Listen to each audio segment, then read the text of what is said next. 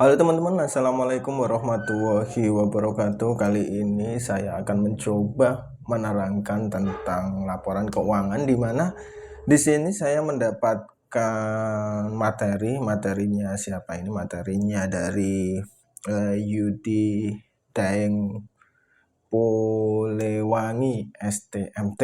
Di sini membahas tentang laporan keuangan ya teman-teman. Terus apa sih pengertian dari laporan keuangan itu? Laporan keuangan merupakan hasil pencatatan transaksi yang terjadi pada periode tertentu. Biasanya laporan keuangan ini kan bisa terbagi dalam laporan bulanan, laporan harian, atau laporan tahunan, bahkan laporan 5 tahunan. Biasanya ini nanti kebutuhannya berbeda-beda. Bahkan di dalam beberapa perusahaan ada suatu pertanggungjawaban yang terbagi di dalam pelaporan 3 bulanan atau 4 bulanan, seperti itu. Nah, untuk laporan sendiri, laporan keuangan sendiri yang paling penting itu sebenarnya adalah laba rugi, neraca, dan perubahan modal. Ini yang biasanya penting di dalam pencatatan laporan keuangan. Akan tetapi nantinya itu ada pengembangan seperti arus kas, seperti catatan atas laporan keuangan, yang mungkin ini akan kita perjelas dalam video-video selanjutnya. Terus di sini laporan keuangan yang utama ini telah saya jelaskan tadi teman-teman, di mana di sini itu ada neraca. Neraca ini terdiri dari aktiva. Aktiva itu apa? Aktiva itu adalah bagian dari laporan keuangan yang berupa aset. Asetnya itu apa saja? Asetnya itu bisa berupa uang, bisa berupa tabungan, bisa berupa penjualan, bisa berupa stok,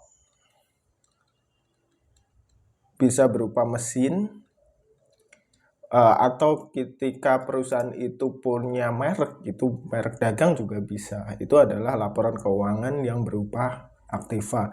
Terus nanti perbandingannya atau lawannya dari aktiva ini adalah kewajiban. Kewajiban di sini berupa hutang. Baik itu hutang yang jangkanya pendek, yaitu dalam jangka waktu 1 tahun, ataupun jangka panjang yang lebih dari 1 tahun. Terus nanti ada modal. Modal bisa berupa modal dari pemilik ataupun dari investor. Terus yang berikutnya adalah laba rugi. Laporan laba rugi itu apa? Laporan laba rugi adalah laporan yang menunjukkan tentang aktivitas dari perusahaan itu menghasilkan laba. Contohnya apa yang ada di dalam laba rugi itu? Ketika kita melakukan suatu usaha, pastikan ada yang namanya penjualan. Nah, ini termasuk adalah elemen yang masuk di dalam laporan laba rugi. Penjualan, terus nanti kan ketika melakukan penjualan itu pasti ada karyawan, ada biaya yang harus dikeluarkan sebagai kalau kita bilang itu sebagai modal dari produk tersebut, itu disebut dengan HPP. HPP terus karyawan, terus dan biaya lain-lain, misalnya nanti ada biaya promosi dan lain sebagainya, itu disebut dengan biaya dalam penjualan. Terus nanti ketika membayar pajak itu juga bisa dihitung di dalam laporan laba rugi. Tapi tergantung nanti perusahaannya ini, perhitungannya biasanya nanti bertahap, berjenjang. Kalau laporan mingguan biasanya kan tidak menggunakan itu, laporan bulanan baru menggunakan. Misalnya ada perusahaan yang melaporkan kepada bosnya setiap hari, kan tentunya tidak akan melaporkan beserta biaya karyawan yang sifatnya dibayar bulanan, kan tidak. Terus nanti ketika laporan bulanan kan belum tentu melaporkan beserta pajak. Nah, ini ada periode-periode di dalam suatu waktu yang akan menyebabkan perlu atau tidaknya mencantumkan elemen dari laporan tersebut. Terus berikutnya adalah perubahan modal. Perubahan modal ini biasanya kan dicantumkan ketika modal di akhir tahun itu dibagi. Misalnya perusahaan untung katakanlah 100.000. Nah, 100.000 apakah ini dikembalikan kepada modal semua ataukah dibagi dengan para investor atau pemegang saham atau pemilik modal atau seperti apa? Misalnya 100.000 ini adalah untung, misalnya dibagi pajak ada 25.000 atau 25% misalnya. Terus nanti kan untungnya 75. 75 ini apakah dibagi dengan pemilik 50-50 atau seperti apa? Itu tergantung kebijakan dari perusahaan masing-masing. Dan setiap perusahaan itu akan memiliki sistem yang berbeda seperti itu teman-teman. Terus yang berikutnya adalah neraca. Neraca ini untuk apa? Neraca ini adalah untuk menentukan aset atau nilai kekayaan dari suatu perusahaan yang akan kita bahas nanti di selanjutnya. Ini adalah contoh neraca. Terus ini adalah laporan laba rugi. Yang saya ingin terangkan di sini adalah laporan laba rugi teman-teman, di mana laporan laba rugi kan seperti yang saya jelaskan tadi, ketika perusahaan melakukan penjualan maka itu akan menghasilkan keuntungan atau kerugian bagi perusahaan. Nah, bagaimana cara menentukannya? Sebenarnya di dalam laba rugi itu kan ada banyak, kita cari dulu di sini ada enggak laporan laba rugi. Cari mana di sini, nyarinya gimana? Ctrl F, laba rugi.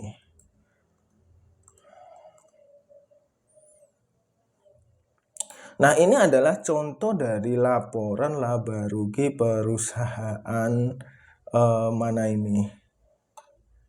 Perusahaan Sinarmas Agro Resource dan Teknologi. Di sini kita melihat ada penjualan bersih, teman-teman. Di sini kita melihat ada penjualan bersih. Penjualan bersih itu apa? Penjualan bersih adalah suatu aktivitas perusahaan yang dilakukan karena penjualan. Terus nanti di sini setelah penjualan ada beban pokok penjualan. Di sini yang biasa disebut dengan HPP. Kadang orang kan bingung ya, HPP itu seperti apa. Kadang ada yang menyebutkan bahwa orang yang melakukan aktivitas di situ adalah HPP, kadang ada hal-hal yang terkait dengan produk itu sendiri. Ini tergantung pencatatan dari masing-masing orang. Dan juga perusahaan yang berbeda akan menghasilkan HPP yang berbeda pula. Contohnya adalah perusahaan dagang. Jika perusahaan ini adalah perusahaan dagang, misalnya dagang apa, martabak misalnya, kita cari tempat yang bagus dulu lah. Di mana kita cari di sini? Kita di sini masuk ke perusahaan dagang ya teman-teman. Misalnya di sini, kebesaran ini.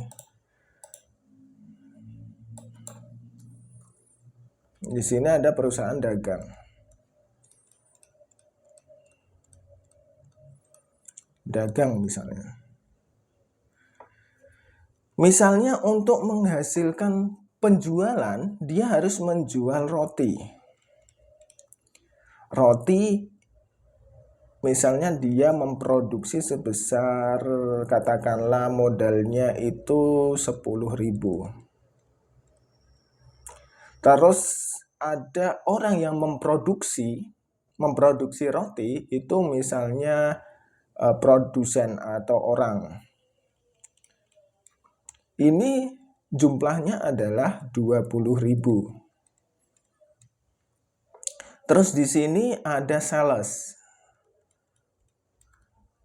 Sales ini misalnya gajinya bulanan. Per bulan 2 juta misalnya. Terus di sini ada admin. Sebulan misalnya dia 1.500.000. Terus di sini ada satpam. Di sini misalnya 1.500.000. Nah, di sini mana yang akan dimasukkan ke dalam HPP? Mana teman-teman yang akan dimasukkan ke dalam HPP? Tentunya jelas yang akan dimasukkan ini adalah bahan baku roti. Bahan baku roti ini misalnya sebesar 10.000.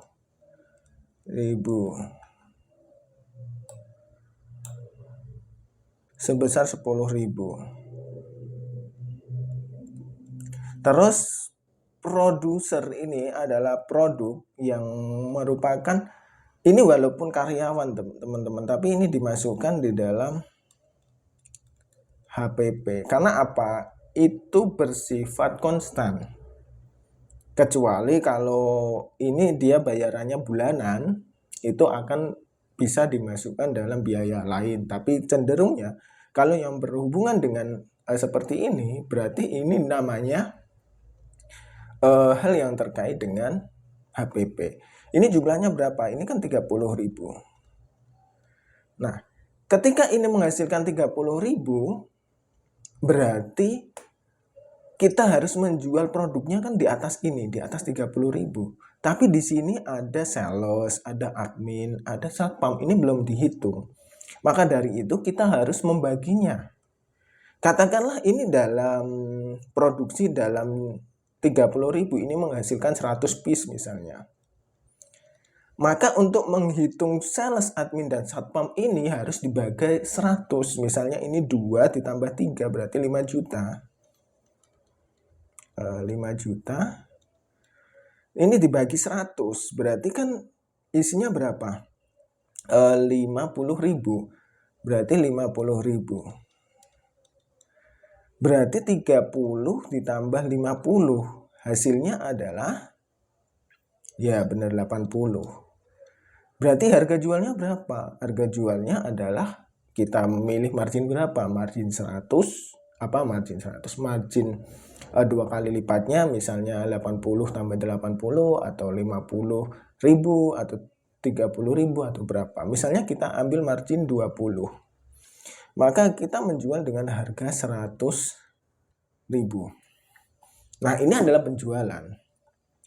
Ketika kita melakukan penjualan 100.000, 100.000 ini namanya penjualan. Berarti HPP-nya berapa? HPP tadi adalah berapa ini? Adalah 30.000.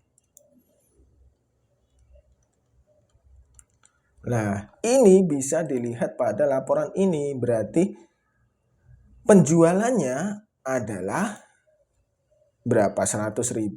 Kalau ini terjual semua berarti 100.000. HPP-nya 30.000.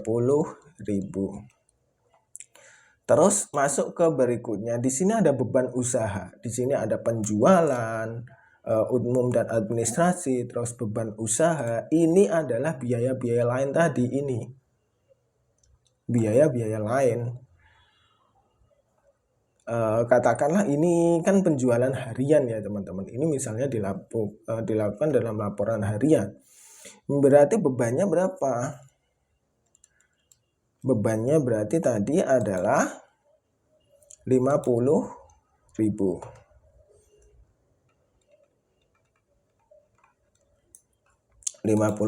Terus nanti ini adalah menghasilkan laba usaha. Berarti ini langsung jadi laba usaha. Berarti 100 dikurangi 30 dikurangi 50 berarti kan 20.000. Berarti ini adalah keuntungan. Itu adalah matematika dasar ketika kita menghitung keuntungan. Bagaimana jika kita memiliki perhitungan yang kompleks seperti ini? Kita jelaskan satu persatu dari perhitungan ini ya teman-teman. Oke, kita clear dulu. Itu tadi kan berarti penjualan bersih ini adalah berupa penjualan dari hasil produksi. Berarti sebesar 66.530.543 ini kan ditulisnya dalam jutaan rupiah. Ini sebenarnya hasilnya lebih tinggi. Ini kalau jutaan berarti tambah 123 tambah 123 berarti berapa? Ini miliar, 66 triliun kan berarti gitu. Berarti ini penjualan dia bisa menghasilkan 66 triliun. Terus beban pokok penjualan berarti ini adalah biaya yang dikeluarkan. Kalau ini berkaitan dengan apa ini?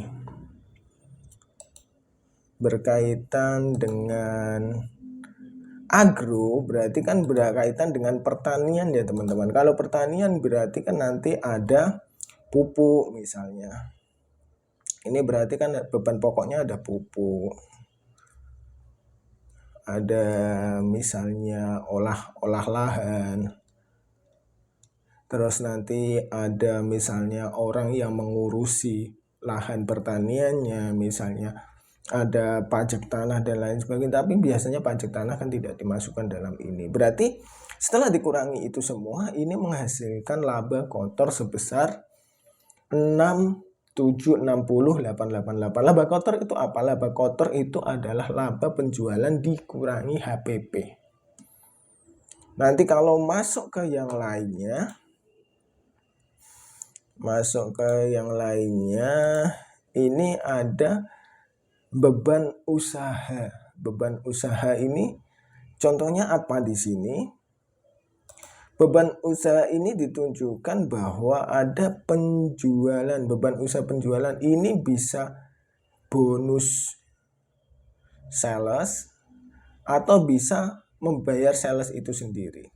Terus ini biaya umum dan administrasi. Ini biasanya orang kantor seperti satpam, terus berarti sekretaris, akuntan, direktur, dan lain sebagainya ini. Setelah dikurangi itu semua, hasilnya adalah 5277. Terus setelah itu penghasilan atau beban lain-lain. Ini tulisan kalau tidak ada kurung, ini berarti positif. Berarti kalau positif adalah penghasilan. Misalnya penghasilan ini, misalnya dari produksi tersebut ada produk lainnya yang tidak digunakan, misalnya sampahnya menjadi kompos, ini adalah bisa menjadi produksi lain-lain. Terus pendapatan bunga ini bisa dia mendapatkan bunga bank atau dia melakukan investasi dan mendapatkan bunga, ini bisa. Terus ini adalah selisih kurs, berarti dia menggunakan penjualan dalam bentuk dolar atau bisa juga ekspor. Ketika ekspor dia menentukan nilai seharusnya sekian dan ada kurs yang berubah. Kalau kursnya ini positif berarti kursnya lagi bagus. Tapi kalau negatif berarti kursnya lagi buruk. Tidak sesuai dengan perhitungan awal seperti itu. Terus ini beban bunga keuangan dan lain-lain. Ini misalnya dia memiliki hutang dan harus membayar bunga hutang. Ini adalah beban bunga.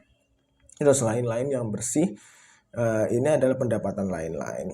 Dan berarti dari penghasilan atau beban lain-lain dia minus seperti ini, jadi hasilnya itu 1108888. Seperti itu ya. Berarti jelas sampai sini. 1088. 1088 ini adalah untung. Ini bersih, sebenarnya bersih, akan tetapi sebelum pajak. Dan ketika ada pajak, dia dikenakan pajak sekian. Jadi jumlah dari keuntungannya adalah 917.870 123. Berarti berapa ini? 917 miliar. Seperti itu teman-teman. Itu adalah pendapatan yang didapat oleh dia. Terus nanti di bawah ini ada tulisan lain-lain sampai hasilnya dari 917 ini menjadi 886. Sebenarnya di sini itu bermacam-macam teman-teman. Ada ini pos yang akan diklasifikasikan, terus jumlah penghasilan komprehensif, ada pemilik entitas induk. Ini tergantung dari kebijakan masing-masing perusahaan, yang setiap perusahaan itu memiliki kebijakan yang beraneka ragam. Termasuk kalian jika memiliki perusahaan pasti memiliki aturan tersendiri dalam perhitungan laba, perhitungan keuntungan. Misalnya sebelum laba itu dibagi ke investor, kita harus membagi dulu biaya untuk bonus, misalnya seperti itu.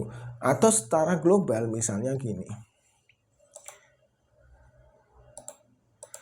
kita sudah mendapatkan habis setelah pajak itu misalnya 100. Sebelum dibagi ke pemilik saham, maka kita akan mengambil sebenarnya 25.000 sebagai biaya cadangan. Terus sisanya 75.000, ini 25.000-nya untuk pemilik dan 50-nya ini untuk investor misalnya. Ini boleh-boleh saja, sah-sah saja. Akan tetapi kan itu tergantung dari kebijakan perusahaan. Jadi setiap perusahaan memiliki kebijakan masing-masing. Seperti itu teman-teman. Jika masih kurang jelas, kita akan menjelaskan di sesi berikutnya, karena membahas tentang laba rugi ini memang termasuk pembahasan yang cukup kompleks teman-teman. Jadi kita harus menerangkan sedikit demi sedikit dan juga menerangkan ketika teman-teman bertanya apa sih maksudnya ini, baru bisa diterangkan secara jelas seperti itu. Dan wassalamualaikum warahmatullahi wabarakatuh.